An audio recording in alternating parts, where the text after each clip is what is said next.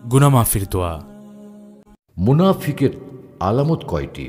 আব্দুল্লাহ ইবনু আমর রাদিয়াল্লাহু তাআলা আনহু হতে বর্ণিত, নবী করিম সাল্লাল্লাহু আলাইহি সাল্লাম বলেন, 4টি স্বভাব যার মধ্যে বিদ্যমান সে হচ্ছে খাঁটি মুনাফিক। যার মধ্যে এর কোনো একটি স্বভাব বিদ্যমান থাকবে, তা পরিত্যাগ না করা পর্যন্ত তার মধ্যে মুনাফিকের একটি স্বভাব থেকেই যাবে। 1, আমানত রাখা হলে সে তা খিয়ানত করে। 2, সে কথা বললে মিথ্যা কথা বলে।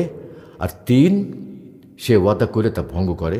4, সে ঝগড়ায় লিপ্ত হলে অশ্লীলভাবে গালাগালি করে। উক্ত হাদিসের শিক্ষা, হাদিসে উল্লেখিত মুনাফিকের 4টি গুণ থেকে সর্বাবস্থায় নিজেদেরকে রক্ষা করা এবং উল্লেখিত 4টি কাজ সর্বাবস্থায় পরিহার করাই হচ্ছে একজন প্রকৃত মুমিন মুসলমানের কাজ। উক্ত হাদিসে মুনাফিক বলতে ওই সকল মুনাফিকদেরকে বোঝানো হয়েছে যে যাদের অন্তরে ঈমান রয়েছে, কিন্তু উপরে উল্লেখিত 4টি কাজের যে কোনো একটি কাজ তারা করে থাকেন।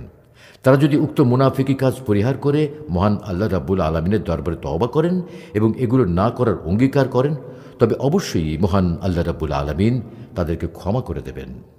আল্লাহ আমাদের সকলকে এই 4টি মুনাফিকি কর্ম থেকে বেঁচে থাকার তৌফিক দান করুন। আমিন। হে আল্লাহ, আমি নিজের উপর অধিক জুলুম করেছি। আপনি ব্যতীত পাপসমূহ ক্ষমাকারী আর কেউ নেই। আপনার পক্ষ থেকে আমাকে ক্ষমা করে দিন এবং আমার উপর রহম করুন। নিশ্চয় আপনি ক্ষমাশীল ও দয়ালু।